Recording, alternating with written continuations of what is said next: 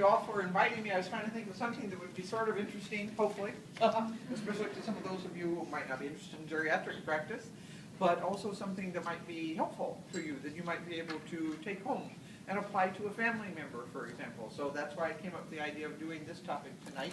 So the Nevada Geriatric Education Consortium is based in Reno, but it's a loose consortium. It includes the University of Nevada, Reno, University of Nevada, Las Vegas, and Truro University.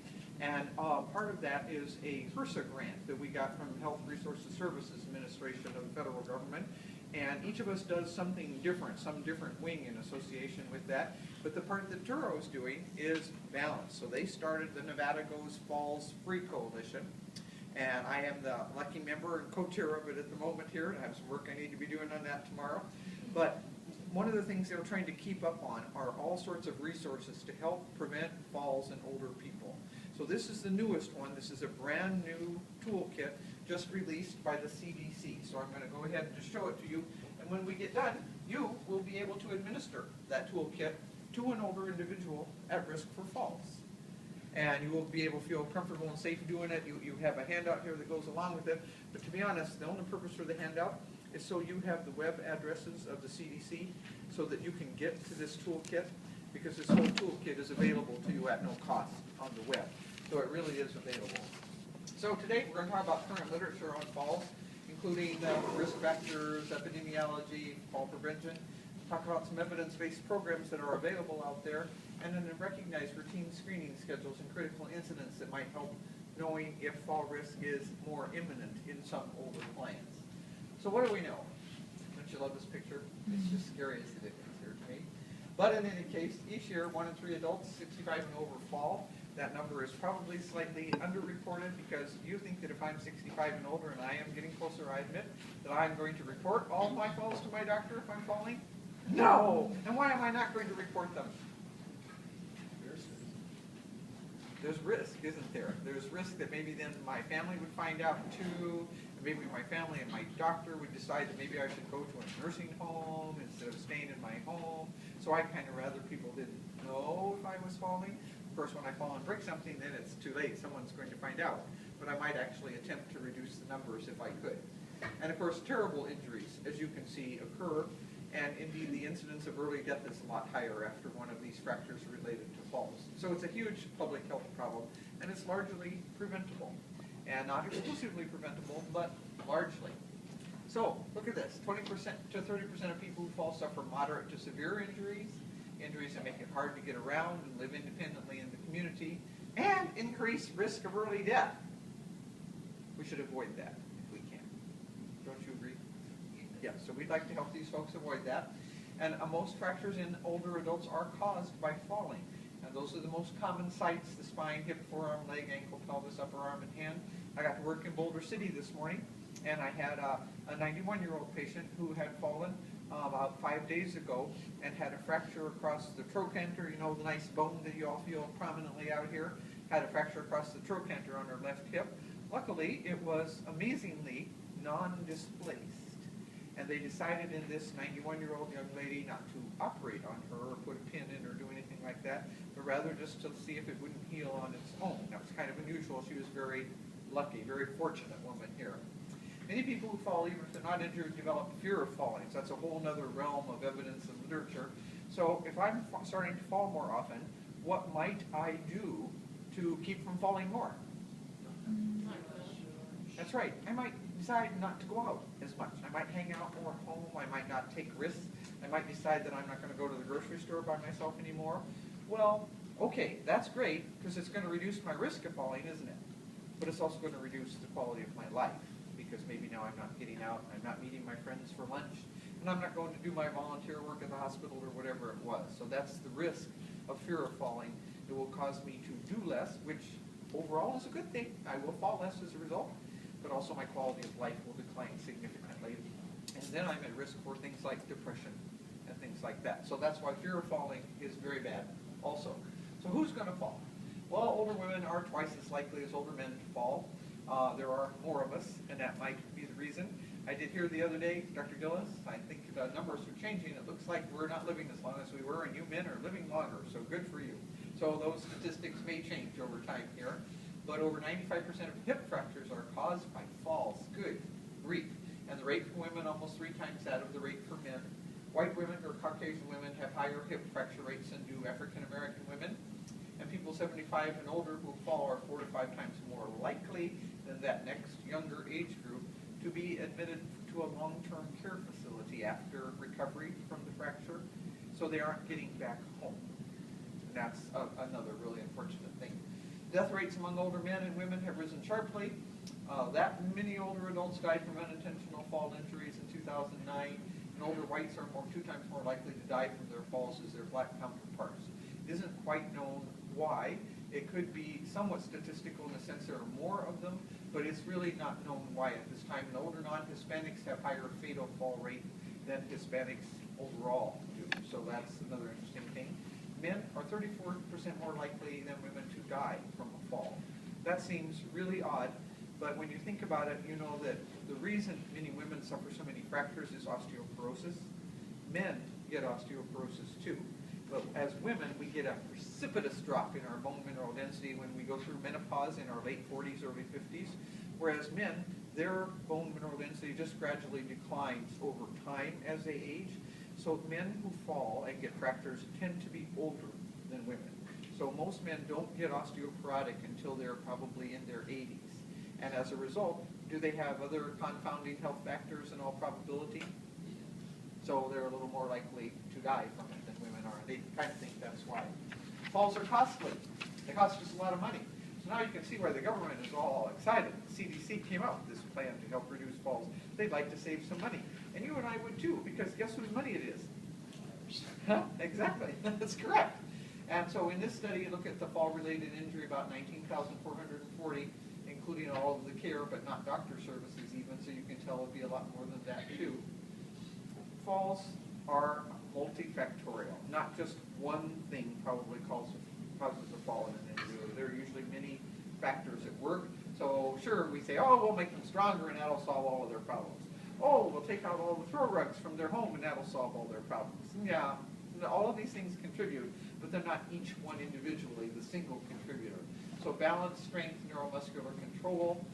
Just example this morning, teaching my 91-year-old, I was teaching her an exercise, a quadricep setting exercise to just tighten up this muscle when she's on her own in her room. And sure enough, the foot's moving, the butt's moving, just about everything's moving. And it took us quite a while to isolate, because as we grow older, sometimes, and you folks feel free to find a seat, come on in. As we get older, it gets harder for us sometimes to coordinate our muscle contractions too. And then, bad news, medications cause us to fall. You take very many medications, ladies and gentlemen? Good for you. I should hope not.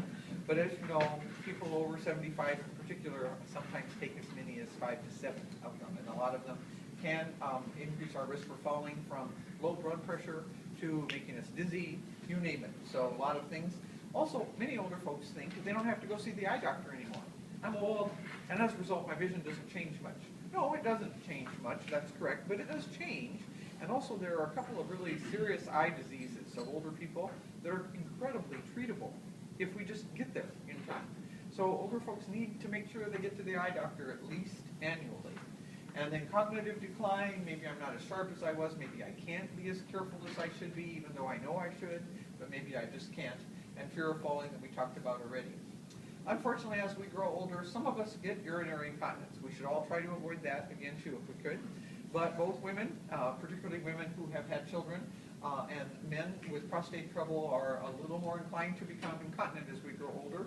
So my little message to you, having lived through some of this here, is get care. Get the care you need when you're young. If you're a woman who's had some obstetrical difficulty, get whatever surgery or things you need when you're young, so that when you are older, you will be continent. And gentlemen, if you get prostate trouble when you're older, and most of you will, because it's a privilege of living long enough, that's what my husband says, then get something done about it. Do something about it when you're younger as an older person and healthier, because then you too can remain continent. And we'd really appreciate that, because all those drips on the floor are not safe. Home safety is a huge factor, getting rid of things that aren't safe, being careful, using good judgment.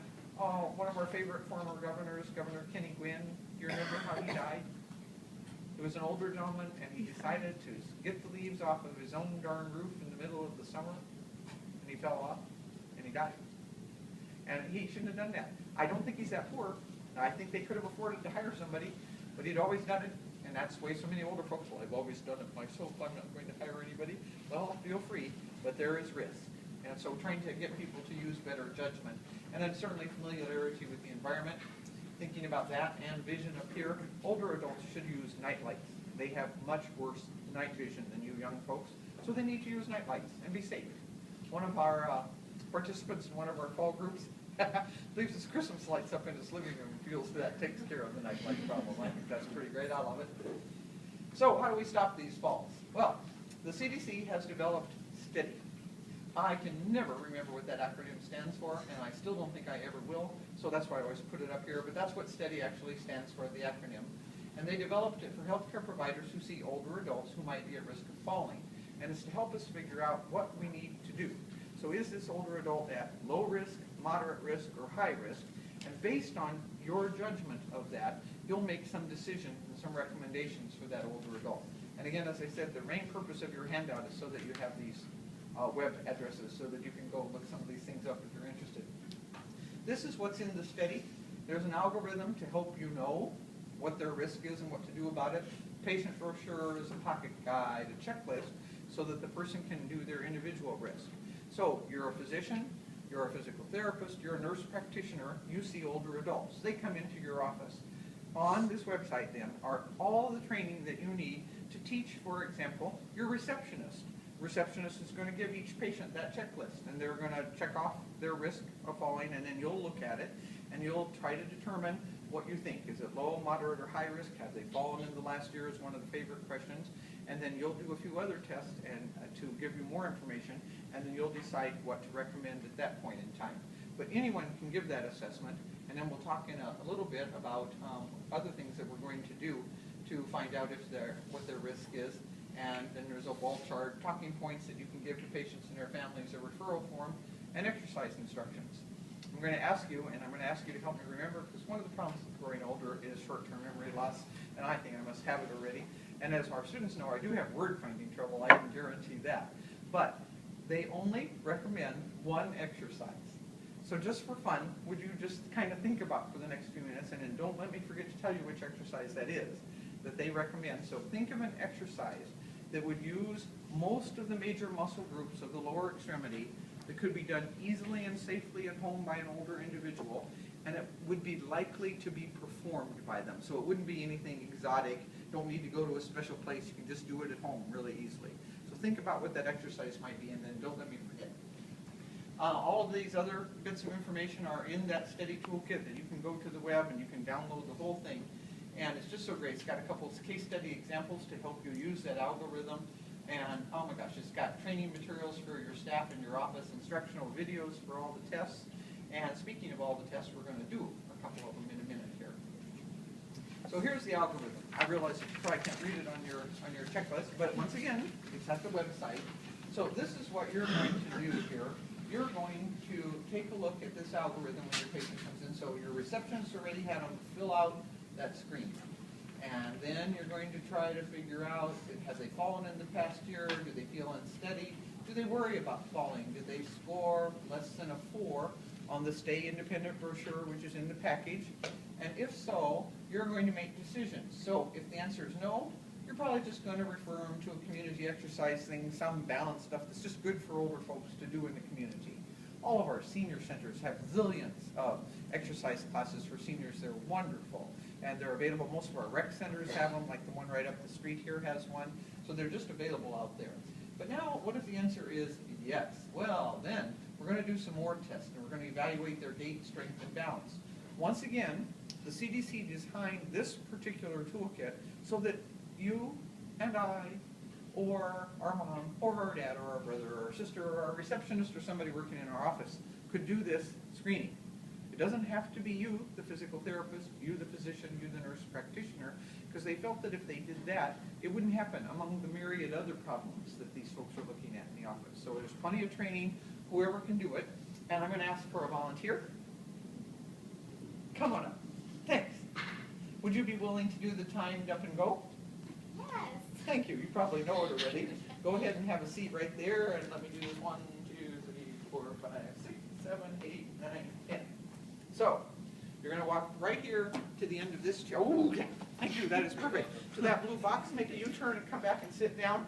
You're going to walk as quickly as you can, but safely. Certainly don't walk at an unsafe speed. So you're going to rise up, and we would have a chair with arms in reality, and not one that rolled either, but a chair with arms that doesn't roll. You're going to walk that 10 feet to that box, make a U-turn, come back and sit down. But you folks aren't just going to time her. So we're going to time her, but we're also going to watch her.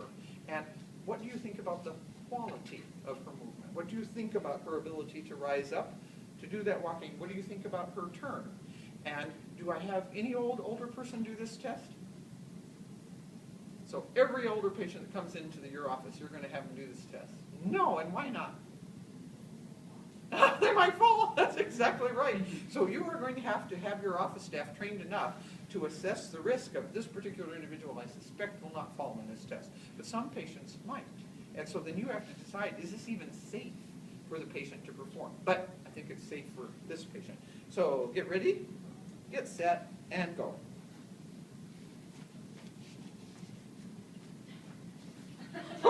Five seconds, not bad at all, not bad at all.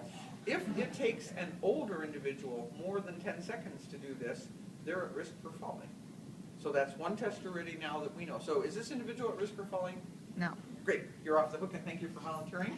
But if an older individual would take more than 10 seconds, then that's another additional risk that we need to think about. And thank you, appreciate it very much. And then the second test I'm going to have all of you do. It's the 30-second chair stand test. So from a chair, not with arms this time, you're going to cross your arms like so, put your hands on your shoulder. You're going to move to the middle of the chair, and I'm going to rely on you guys now. You are young, healthy people. We should never do this test from a rolling chair. Not ever, ever in a million years. Not ever would we let a patient do any kind of test like this from a rolling chair. But I'm counting on you guys to have good balance and to be able to control this chair. Do you think you can? So if you think you can't, don't do it, okay? So you're going to move to the middle of the chair here, and we're going to see how many times you can rise to a stand in 10 seconds. Okay? Now hold on a second. I can use my iPhone, but we low tech people, we go with the wristwatch. Ready, set, go.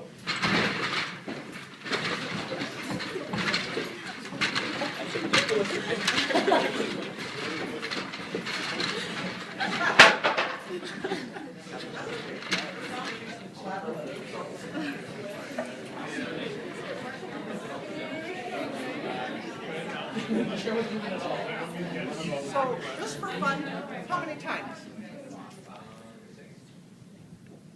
10.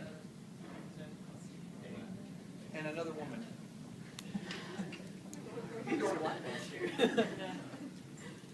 So, you folks moved right along on this test, didn't you? But we have norms for older people, so we'll know if they're okay, and I'm going to give you the 60 to 64 norms. Men should be able to do it close to 14 times, and women, 12. So notice it's not that much less than for you young people, is it? In a minute, right? No, it's 30 seconds. I'm giving these guys a hard time. Oh, I know.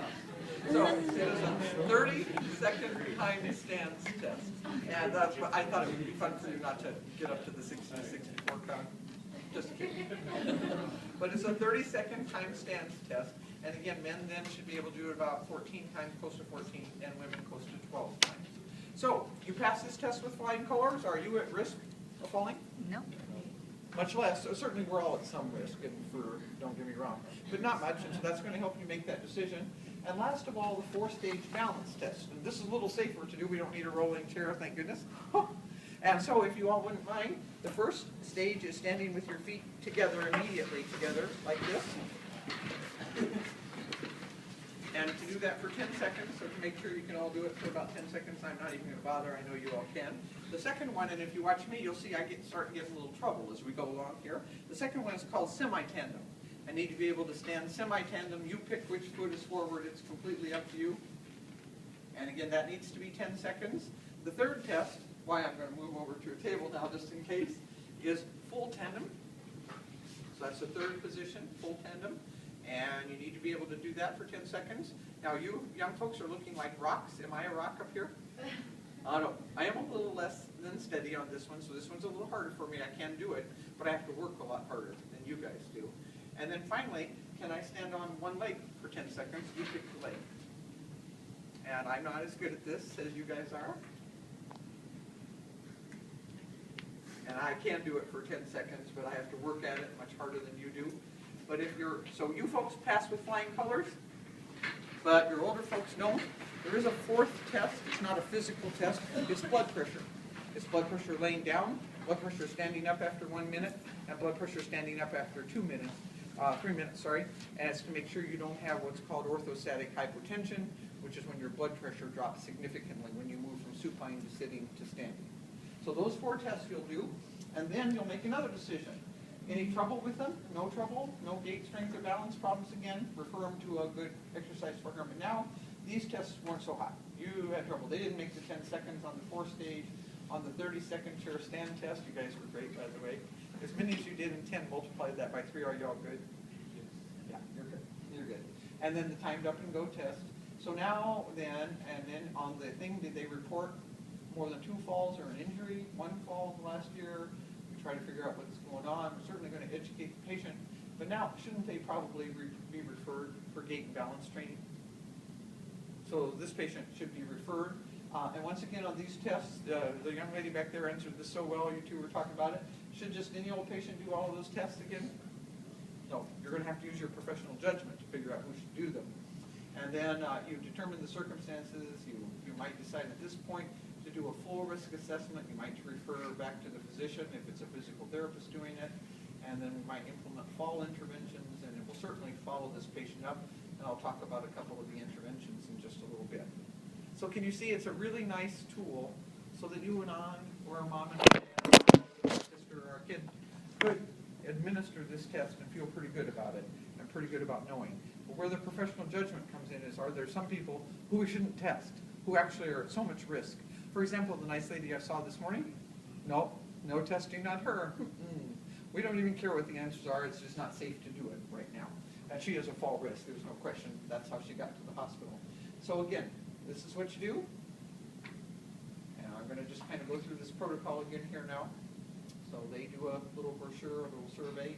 If it's no, you just educate them, send them to a community exercise class. But if they have a history of falling in the past year, and then you assess some strength and balance problems on top of that, then you're definitely going to want to determine the circumstances, and almost certainly you're going to want to refer them. And then last but not least, down here, multifactorial risk assessment, implement fall interventions. That might include special tests and that kind of thing, anything up to and including vision, home safety, foot care or footwear appropriately, and then patient follow-up. So all of these things that you'll be doing, and it's, that whole algorithm is right there for you. Fall programs that are evidence-based.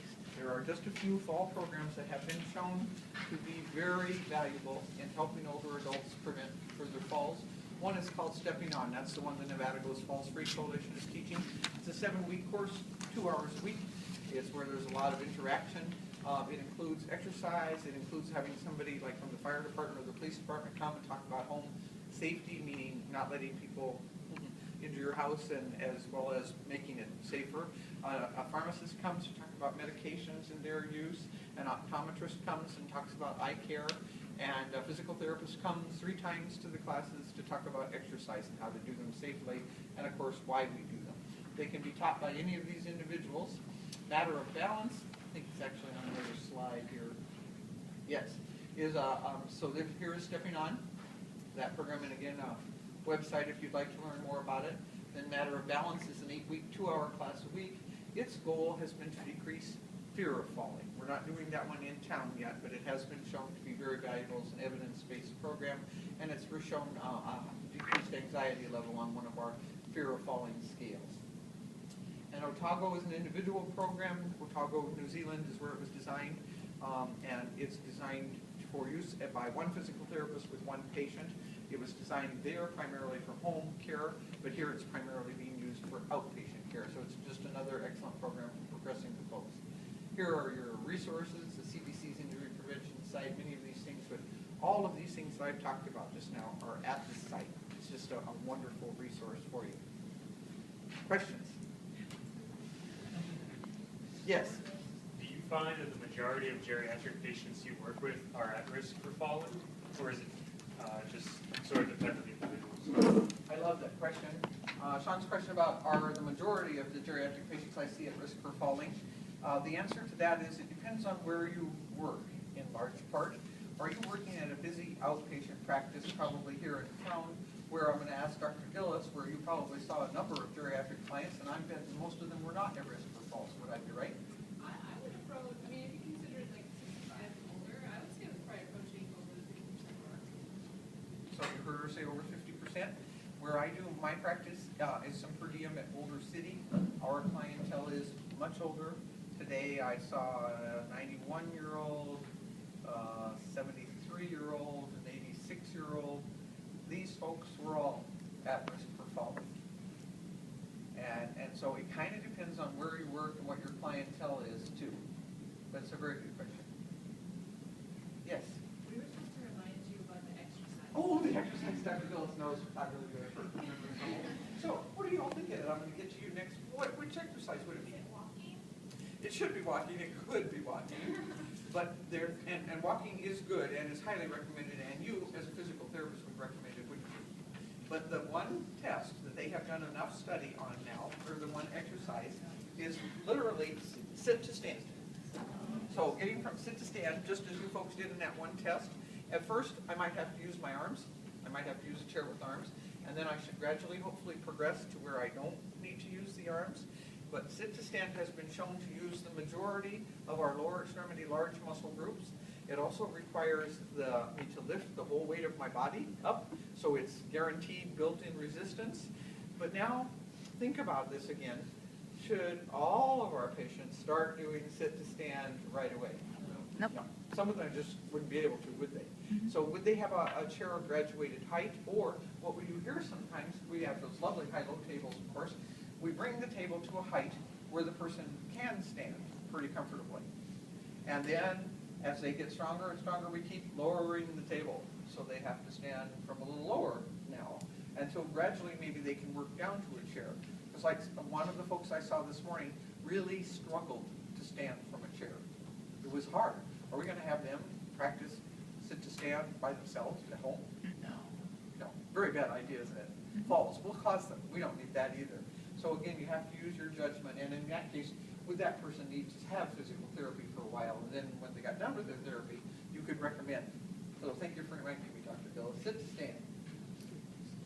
Like how we have community programs to help people like learn about CPR, is there a high compliance of people? Like if you refer them to go to that program, would there be like high compliance? That's an excellent question. She asked about compliance. You know, compliance is a funny thing, or Dr. Hickman, one of Dr. Gillis's and my colleagues, likes to use the word adherence, because she thinks the word adherence is more politically correct than I think it is, because it says, am I going to adhere to the exercise program or not? Whereas if you use the word compliance and I'm out of compliance, then it sounds like I've been a really bad person, bad soup. Comply. So adherence is the word she likes to use, but I still use compliance because that's what I learned to use originally. But your question is great. Compliance is poor with all long-term exercise programs, you know that. But at senior centers here in town, it's just amazing. If you ask if you can go observe one day and observe one of the classes, I assure you they'll allow you to do that. It's incredible. They have an incredible and regular following at everything from their Tai Chi classes to their line dancing classes, you name it. It's just incredible, and it's because it's social. So usually a group of people get together who find they have some common interests, and then they go to class, and then they go somewhere for coffee afterward. And it really makes a huge difference. Great question. Yes? You said you have those people who, like, they've been doing something for so long. What's the best way to try to convince them? You know, like people who don't want to implement what you guys have to tell them? Oh, that's a wonderful question, and it's really hard to do that. It's hard to motivate people to change their habits. That's why in that stepping on class, there is a lot of involvement of, like, we're a group together and we're all over 65. Sorry, just for a moment here. And in that class, there's a lot of give and take. So the instructor brings up a topic and throws some things out, and then encourages the group to provide suggestions to each other. They have done enough study now that they know that older adults are motivated by two things: need. So is there a need to do something at home that they can't do, and you might be providing a way that they could do it themselves, or that your peer group around you is providing suggestions. Not some young, see, I get better luck now that I'm old, but not some young whippersnapper in the front of the room, but someone who is a peer. So either trying to motivate them by something specific they need to do and find a way that they can do it and show them that. Ooh, that's very motivating for older individuals. Or a peer suggestion. Great question. Yes? Just out of curiosity, is the Stepping On program government funded or? Oh, that's such a wonderful question. She asked if Stepping On is government funded. Oh, of course not. No. Does our government fund anything for it? Just kidding. I really like our government. Honestly. It's fun, don't you? But in any case, it's not. So this particular Stepping On program, the good news is there are workbooks involved in it that the instructors have to buy. They're $90 each. Turo's grant is paid for that. So if you're interested in becoming a leader, and you can, for this, the Turo's grant will pay for that workbook for you, and you become a leader. But the materials for the courses are very inexpensive. We usually try at the senior center that sponsors it to get them to provide water or maybe cookies or something like that. And then there really aren't very many expenses for us as leaders to bring to it. But no, nobody funds these things. And even this coalition, it's all volunteers. Good question. Yes? I know we talked about earlier that it was a multiple of factors that contribute to somebody's falling. Multiple. But if you were to say one thing where you see the most common falls, what would it be? Would it be like going upstairs or getting out of bed or? Ironically, I love your question. He asked what would be the most common denominator, or is there a place or something where falls occur more frequently? I had been taught originally that it was in the bathroom. But it turns out that's not true. And studies now that they did for these evidence-based programs has shown that it's where you spend the most time in your house. So if you spend the most time in the family room, watching TV, sitting with the rest of your family, then that's where that fall is going to occur, because it's statistically where you spend the most time. Yeah. And so it turns out that there's no particular place in the house. But why I also like your question is, you're right, is there just one factor? No. But if the person is cognitively intact, and for example, the folks I saw this morning, cognitively intact, they get their risk, okay? Then it's usually a matter of lower extremity strength. But one of the people I saw this morning is post-stroke. A little wimpy stroke, thank goodness. Wimpy being relative term, you appreciate. But she has a little incoordination, a little unsteadiness, a little more weakness on the left than the right, but not terrible. But it is enough that when I had her practicing an obstacle course, going around some things like this, whoa, she gets a little pottery on those things. And so it kind of just depends. Hence why they're trying such a multifactorial approach to it. But it's a great question. Other questions? Yes? I'm just wondering if you have any patient with arthritis or something in their knee. Oh, yeah, and certainly that's a factor too. So she asked, what about patients with arthritis in their knees? Do you think that increases their risk of falling if the arthritis is severe? Yeah, it sure will too. They'll have more pain, and to be honest, that's why I have trouble with balancing, is because my feet roll in so much, and so I have to wear orthotics, and I have trouble kind of keeping those out. So anything else that's wrong with you, if it's osteoarthritis of your knees or of your hips, or you have problems with your feet, it's going to increase your risk of falling because you're A, not as steady, B, I'll bet you it hurts sometimes when you step on it, and then you're going to walk differently than you really would otherwise, and C, if you don't treat arthritis aggressively, you don't keep up your strength training, you will get weaker from it, and that will increase your risk of falls too. Great question. You guys are good. Thanks for letting me come. Thank you. Thank you.